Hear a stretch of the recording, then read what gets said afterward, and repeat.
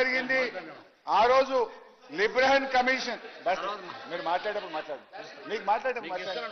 లిబ్రహన్ commission report కూడా ఏమైందంటే అధ్యక్ష 8B కింద ఆ రోజు ప్రొసీజర్ సరిగ్గా ఫాలో కాలేదని ఆనాడు అద్వానీ గారి మీద మురళీ మనోహర్ జోషి గారి మీద వేసినటువంటి దాన్ని ఆ రోజు కోర్టు కొట్టివేసింది.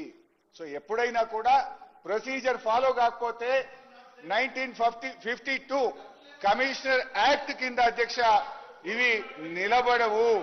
అందువల్ల ఇప్పుడు ఘోష్ కమిషన్ రిపోర్టు కూడా ఇది డెఫినెట్ గా కోర్టుకు ఎప్పుడైతే 8B 8C ఇవ్వలేదని అర్థమవుతుందో ఈ మంత్రి గారు వెంకటరెడ్డి గారు స్పీకర్ సార్ గౌరవ సభ్యులు సీనియర్ శాసనసభ్యులు హరీష్ రావు గారికి మీరు కోర్టు కేసులు దాని గురించి ఇప్పుడు మాట్లాడదామే కాదు, మీరు మేడిగడ్డ అన్నారం సుందిల్ల బ్యారేజీలు దాని ద్వారా రాష్ట్రానికి 1,00,000 కోట్ల ప్రజాధనాన్ని దుర్వినియోగం చేసి అక్రమాలకు అవినీతిలు పాడుపడి ఈరోజు దాని మీద చర్చ జరుగుతున్నప్పుడు ఈ కేసుల విషయం అంటే నువ్వు కోర్టు పరంగా కోర్టుకు పోయి స్టే తెచ్చుకోనో ఘోష్ కమిటీని రద్దు చేసో నువ్వు శిక్ష తప్పించుకోవాలనో ఏదో చూస్తున్నట్టు నువ్వు మాట్లాడుతున్నట్టు నాకు అర్థమైంది.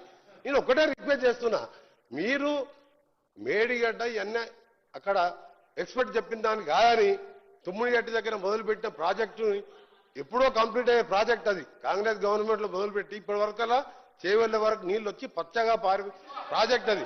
ఆ దాన్ని ఆపి మీరు కమిషన్ల కోసం కిందికి పోయి 3 లిఫ్టులు తీసుకొచ్చి మళ్ళా కిందికి నీళ్ళు వదిలిపెట్టాలి.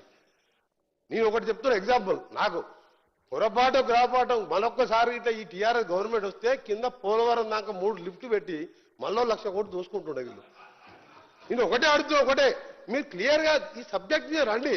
అది రేపు వచ్చినప్పుడు మళ్ళీ రేపు సెషన్లను ఈ ఘోష్ కమిటీలు ఏ కేసులు జరిగినాయి 1975 ఏం జరిగినాయి అవన్నీ తర్వాత మాట్లాడదాం. ఇప్పుడు దీంట్లో అవినీతి జరిగింది, మేడిగడ్డ కుంగిందా లేదా, అది ఎన్డీఎస్ఏ రిపోర్ట్ ఏమిచ్చింది, ఈ మిగిలిన రెండింటికి కూడా మేము గ్యారెంటీ ఇవ్వలేము, ఇప్పుడు పోతే తెలవలేము అని క్లియర్ కట్ ఎన్డీఎస్ఏ రిపోర్ట్ ఉంది. దాని మీద మాట్లాడటానికి ఇంత సీరియస్ సబ్జెక్ట్ మీరు ఎక్కడో తీసుకెళ్లి డైవర్ట్ చేసి మీరు తప్పించుకోలేరు. మీరు ఘోష్ కమిటీ కాదు కదా, ప్రజలు శిక్షించరు. ఎన్నికల ముందు జరిగిన దాన్ని కానీ కాళేశ్వరం చేసే అక్రమాల మీద ప్రజలు ఆల్రెడీ శిక్షించును, మీరు అనుభవిస్తున్నారు. అప్లపాలు చేసిండ్రు, రాష్ట్రాన్ని అప్లపాలు చేసి మీరు శిక్ష అనుభవిస్తున్నప్పుడే శిక్ష మీకు లోబడ అనుభవిస్తున్నారు. ఇలా కొత్త రాష్ట్రాన్ని అప్లపాలు చేసి మీరు శిక్ష అనుభవిస్తున్నారు. మీరు దాని మీద మాట్లాడమని హరీష్ రావు గారు రిక్వెస్ట్ చేస్తున్నాను. మీరు సబ్జెక్టుకి రండి. ఈ ఘోష్ కమిటీలు పాత రిపోర్ట్లన్నీ 1947కి వెళ్ళి జరిగిన జడ్జిమెంట్లు కోర్టు మీద పోయి కేసు రద్దు, మీరు ఘోష్ కమిటీని రద్దు చేయించుకోవాలి, అది దాని మీద మాట్లాడుతున్నారు. మీరు తప్పు చేసింది కాబట్టి ఇవన్నీ మాట్లాడుతున్నారు. మీరు దాని మీద రండి. మేడిగడ్డ కాళేశ్వరం అన్నారు, మీరు ఎట్లా ఏ విధంగా చేస్తున్నారు, దాంతో నిరుపయోగం చేసి ఇవాళ 11,000 ఆల్రెడీ ఖర్చు పెట్టి మా చేవెళ్ల రంగారెడ్డి ప్రజలు ఇంత హైట్ లో ఉంటే ఇప్పటివరకల్లా పచ్చగా వారి ప్రాజెక్టుని వాళ్ళ కడుపు కాడ వాళ్ళ మొత్తం నోటికాడ బుక్కలు లాక్కొని మీ కమిషన్ల కోసం ప్రాజెక్టులను కింద పెట్టి ఈరోజు దాని మీద మాట్లాడుకుంటాను. మీరు మాట్లాడుతుంటే ఒక సీనియర్ సభ్యులు స్టేట్ గా ఈ సబ్జెక్టుకి రండి, కాళేశ్వరం రండి, కొలాప్స్ అయింది, మా తప్పయింది. ఒక నిమిషం హరీష్ రావు, మా తప్పయింది, మా నాయకుడుకు ఎదురు చెప్పేది వాళ్ళు లేడు, ఆయననే సీఎం, ఆయననే చీఫ్ ఇంజనీర్, ప్రపంచంలో వింత కట్టినట్టే కట్టిండు, టూరిస్టులను తీసుకుపోయాడు, అది చూడకపోతే కూలి కూడా పోవడం జరిగింది. మీరే కట్టిండు, మీరే కూలగొట్టిండు. ఒక నిమిషం అధ్యక్ష, నాగార్జున సాగర్ ప్రాజెక్టు పాలమూరు కూలీలు ఆ బండలతోని మొత్తం భుజాల మీద బండలు పలకొట్టి కడితే ఇప్పటికి ఒక్క దగ్గర క్రాక్ రాకుండా ఆ రోజు జవహర్లాల్ నెహ్రూ, ఇందిరాగాంధీ గారు అలాంటి ప్రాజెక్టు కట్ట చరిత్ర ఉన్నది. నువ్వు ఆదరాబాద్ అయితే దగ్గర 3 ఏళ్ళు కాకుండా 5 ఏళ్ళు పడుతుంది. తొందర ఏమున్నది నీకు? ఎక్కడ కట్టాలో తెలియదు ప్రాజెక్టు. ఇంజనీర్లు వద్దరు దగ్గర కట్టాం, మేడిగడ్డ కూలగొట్టినావు. దాన్ని ఏం చేయాలో మాకు అర్థం కాక మేము ఏం చేయాలో ఆలోచించుకుంటూ ఈ రాష్ట్రాన్ని ఎట్లా చేయాలి. రేపు 3 కూలిపోతే వాడు అందుకని ఏది పడితే అది మాట్లాడకుండా స్ట్రేట్ గా సబ్జెక్ట్ రావాలని గౌరవనీయులు హరీష్ రావు రిక్వెస్ట్ చేస్తున్నా. దీని మీద మీరు ఇరిగేషన్ మినిస్టర్ ఉండదు, ఆ తర్వాత ఇరిగేషన్ మినిస్టర్ లేడు రాష్ట్రానికి. 5 ఏళ్ళు సీఎం గారే ఇరిగేషన్ మినిస్టరు, 5 ఏళ్ళు మీరు ఉండరు కదా. దాని మీద మీరు స్ట్రేట్ గా రమ్మని నా రిక్వెస్ట్. మీరు కోర్టు కేసులు పోవాలంటే తర్వాత మాట్లాడదాం, నెక్స్ట్ సెషన్ లో మాట్లాడదాం, మొత్తం లా మొత్తం కూడా కేసులు మాట్లాడదాం. సరే అధ్యక్ష, కోర్టు కేసు గురించి మాట్లాడొద్దు అంటున్నారు. మరి కోర్టుకు ఇందిరాగాంధీ గారు ఎందుకు పోయినరు, ప్రణబ్ ముఖర్జీ గారు ఎందుకు పోయినరు? సో ఎవరైనా తన సహజ న్యాయాన్ని పాటించినప్పుడు, తన హక్కులకు భంగం వాటిల్లినప్పుడు వెళ్ళేటువంటి అవకాశం ఎవరికైనా ఉంటుంది అధ్యక్ష.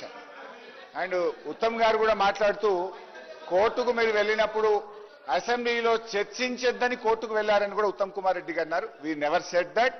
మేము ఈ కేసును ఈ రిపోర్ట్ ను క్వాష్ చేయమని వెళ్ళాం తప్ప అసెంబ్లీలో చర్చిద్దామనేటువంటి విషయాన్ని మాట్లాడండి. ఇరిగేషన్ మినిస్టర్ గారు.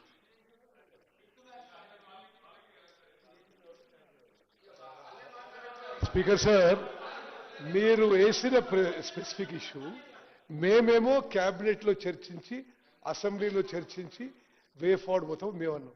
మీరేమన్నారు? అసలు ఇంటరిమ్ స్టే అడిగినరు.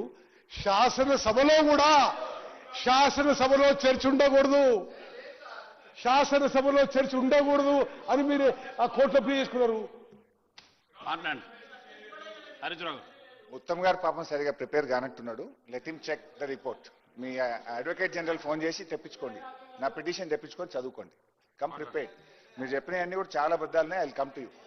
సో గౌరవనీయులు కోమటిరెడ్డి వెంకటరెడ్డి గారు పెద్దలు మాట్లాడుతూ, వెంకన్న మాట్లాడుతూ ఏమన్నాడంటే, హరీష్ రావు గారు మీరు సబ్జెక్ట్ మాట్లాడండి, మాట మార్చొద్దు అన్నారు. మాట మార్చుడు కోమటిరెడ్డి వెంకన్నకు అలవాటు ఉంటుంది తప్ప నాకు ఉండదు. విషయం చెప్పాలి.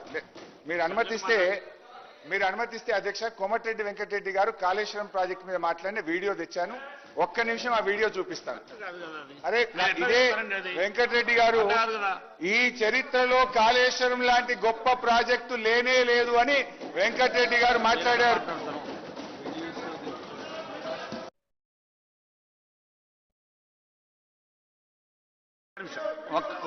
ఒక్క నిమిషం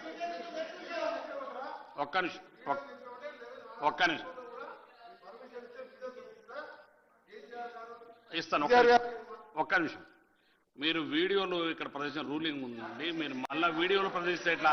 మీరు సబ్జెక్టు మాట్లాడమని చెప్పినారు, మళ్ళీ వీడియోలు ప్రదర్శిస్తే ఎట్లా? మీరు వీడియోలు ప్రదర్శిస్తే ఎట్లా? తెలంగాణ కోసం నేను ఉద్యోగం చేసి రాజీనామా చేసి నిరాదీక్ష చేస్తున్నప్పుడు కేసీఆర్ గారు, ఇదే హరీష్ రావు గారు, మా రామన్న గారు, కేటీఆర్ గారు, ఇతర శాసనం వచ్చి తెలంగాణ గురించి నేను చేసినవన్నీ కూడా చెప్పాను. తెలంగాణ ఎట్లొచ్చింది, కాంగ్రెస్ పార్టీ ఎట్లా ఇచ్చిందో వాళ్ళు కూడా చెప్పారు. సోనియా గాంధీ గారు దేవత ఇదే ఇక్కడే కూర్చొని సోనియా గారు, కేసీఆర్ గారు ముఖ్యమంత్రిగా మొదటి సభలో ఒక మాట అది ఎవరు చెప్పినా చెప్పకపోయినా సోనియా గాంధీ తెలంగాణ దేవత. సోనియా గాంధీ లేకుంటే తెలంగాణ ఎప్పటికీ వచ్చేది కాదని అంతకుముందు 14 మంది వీళ్ళ కుటుంబ సభ్యులు హరీష్ రావు గారిని తీసుకుపోలే. 14 మందులు మా నాయకురాలు సోనియా గాంధీ గారు కలిసి వారి కాళ్ళు మొక్కి మీరు తెలంగాణ దేవత తల్లి అని చెప్పి అన్నది మీరే గారా? అలాంటి వీడియోలు చూపించమంటారు నన్ను? మీరు ఎన్ని మాట్లాడిన తర్వాత సోనియా గాంధీ బలిదేవత అని మాట్లాడింది. అందుకనే వీడియోలు ఎలక్ట్రానిక్ కాదు. మీరు సమయం చేయకుండా ఇప్పటికే 1,00,000 కోట్ల రూపాయలు 6 లక్షల కోట్ల అప్పులు చేసి దాని వడ్డీలకే 6,000 కోట్లు కడుతూ ఈ రాష్ట్రాన్ని ఏ విధంగా ముందుకు తీసుకుపోవాలి, అప్పుడు మేము మొదలుపెట్టిన ప్రాజెక్టు ఎట్లా పూర్తి చేయాలి, అప్పులు ఎట్లా తీర్పాలి, రాష్ట్రాన్ని తెలంగాణ ఇచ్చిన పార్టీగా మీకంటే మాకు బాధ్యత ఎక్కువది. మీకు బాధ్యత లేదు. మీకు తెలంగాణ రాష్ట్ర సాధనలో మీ పాత్ర లేదు. ఉంటే ఇవాళ కాళేశ్వరంలో కేసీఆర్ గారు ఎందుకు రావు? ఇవాళ బీసీల గురించి రిజర్వేషన్ ఇంత పెద్ద ఇష్యూ ఉంటాయి. ప్లస్ కాళేశ్వరం కట్టిన నాయకుడు ఇవాళ నిజంగా ఒక నిమిషం మళ్ళీ మాట్లాడండి వెంకయ్య గారు నడుస్తుంది హౌస్ నడుస్తుంది మీ ద్వారా కేసీఆర్ గారు ప్రధాన ప్రతిపక్ష నాయకుడు 10 ఏళ్ళు ముఖ్యమంత్రిగా చేసిన వాళ్ళు ఆయనని మీ ద్వారా రిక్వెస్ట్ చేస్తున్నా మీరు సభకు రండి కాళేశ్వరంలో మీ పాత్ర మీదేందో చెప్పండి సార్. ఒకటి సార్, ప్రజాస్వామ్యంలో అధికార పక్షానికి ఎంత బాధ్యత ఉంటుందో అంతకంటే ఎక్కువ బాధ్యత ప్రధాన ప్రతిపక్షానికి ఉంటుంది. మా భట్టి గారు ఐదుగురు ఎమ్మెల్యేలు పెట్టుకొని 5 సంవత్సరాలు మీరు మైక్ ఇచ్చినా లేకున్నా కొట్లాడినా లేదా ఈరోజు డిప్యూటీ సీఎంగా ఉన్న భట్టి గారు ఉదాహరణ తీసుకోండి. ఖర్గే గారు 44 మంది అధికారం మాకు ప్రతిపక్ష హోదా రాలే. లోక్సభలో అప్పుడు మళ్ళా అధీర్ రంజన్ గారు పోయినసారి మేము ఎంపీగా, నేను మా గౌరవ సీఎం గారు ఉత్తమ్ గారు ఎంపీగా ఉండే. అధికార పక్షం లేకుండా ప్రతిరోజు ప్రజా సమస్యల మీద దేశంలో సమస్యల మీద కొట్లాడినాం.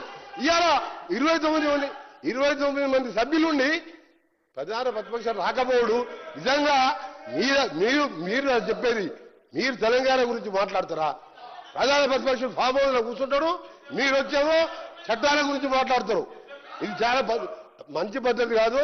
ప్రజలని ఇవాళ కేసీఆర్ గారు ప్రజలను అవమానపరుస్తున్నాడు.